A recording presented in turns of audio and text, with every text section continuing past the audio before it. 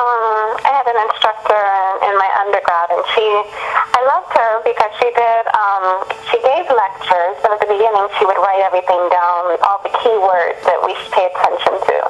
Right. And then she would always have a PowerPoint, not so much of what she was going to say, but of just pictures, and so if she was talking about Hitler and the SSS, she had a picture of that.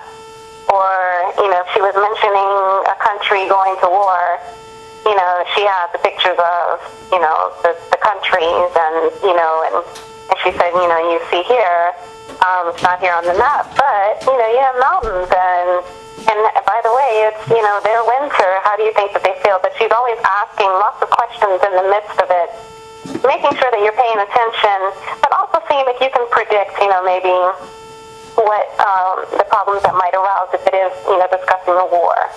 And, and I love that because, she made it very interesting in comparison to years ago. Everything was just focusing on dates. And while, she'll give you the dates, but that wasn't the important part. It was, getting you to remember everything else. And, but the visuals, even if they're just a few pictures of the people, you kind of want to know who are the people that blew up, an area or, that are responsible for, causing damage and stuff. Same as if you have, your local, news and they talk about a pedophile, you want to see who's doing it, So I always thought, but I always liked that about her class because it made you, she had everyone speaking, and if you didn't want to speak that day, that wasn't a problem. She asked, well, what do you think? And, you never feel bad, like, if you have the wrong answer. You still there? Yeah. And okay. so... okay, so now, you say you're more so a facilitator. You don't really say that you're so much a teacher. I know the last I spoke to you, you said that you were working, like, with Leslie, right? Yes. Okay.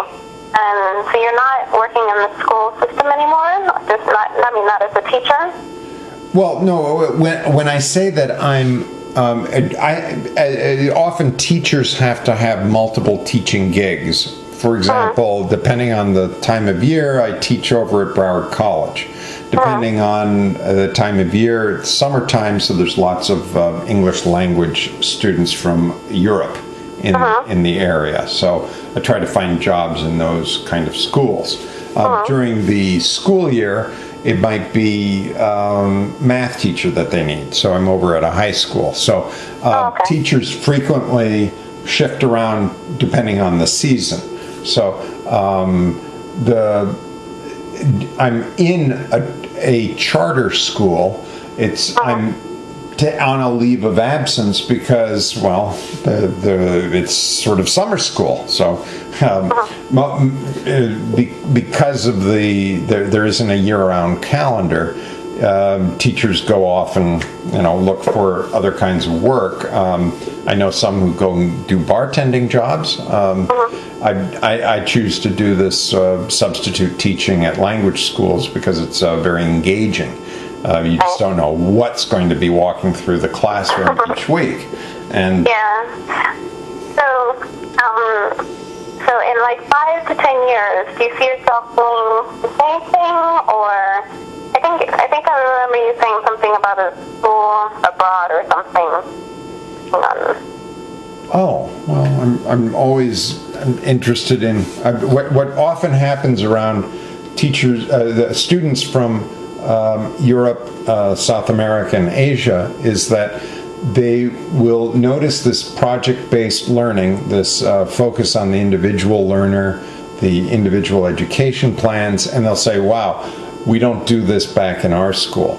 And I've heard that so often, and I just decided to writing down some of the principles that I've learned from people like Dennis Uzanis, and the students like the list so much that, wow, can I take this and show it to my teacher back home? I'm beginning to think, well, maybe there's a need for teachers to get together with teachers so that we can transfer. I mean, I'm sure there's techniques. I'm going to be going to another country later this year to watch some classes being taught, and those people are then going to be asking me, well, how would you handle this in this situation? And there'll be some interaction in that way. And so like a consultant? No, it's more like let's go. Teachers sometimes do this where, for professional development, they'll just go and observe another teacher teach, and this is not often easy within the typical public school system, because you're assigned to your 25 students, and you know why aren't you with those 25 students? You know, it's hard to watch a colleague. And so we often study other schools more than our own school. And so we'll know more about a teaching method of someone that we've met only on the internet, and we're traveling in that area. So, while you're traveling here, why don't you drop in and watch some of my classes? I mean, I've done that in Seattle. One of my former directors of study is working up there, so I said, hey, can I come and drop in on your classes? He said, sure, we'll let you be a guest lecturer. And so we did a little activity, and it's kind of fun. You get a different classroom, it's a different situation, you're on the spot, it's an opportunity to try to engage students, and it's fun for the teacher, because in a sense he gets to now look at students when they're not looking at him. And it's a blessing as a teacher to go to another teacher's classroom and participate, because we all know what the theories are. We're placed near students who, on a moment's judgment, we can sort of predict what kind of learner this is, and you test out those assumptions, and then now we say, okay, what are the interests? And now it's time for something that will move that student closer to whatever their goals are. And that's what's continually interesting. What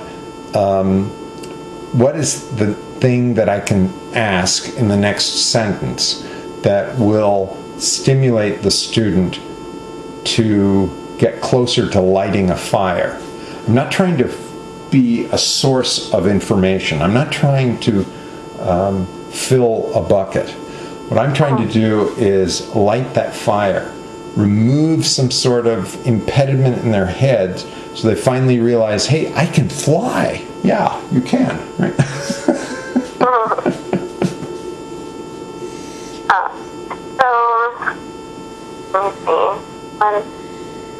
So when you, okay, so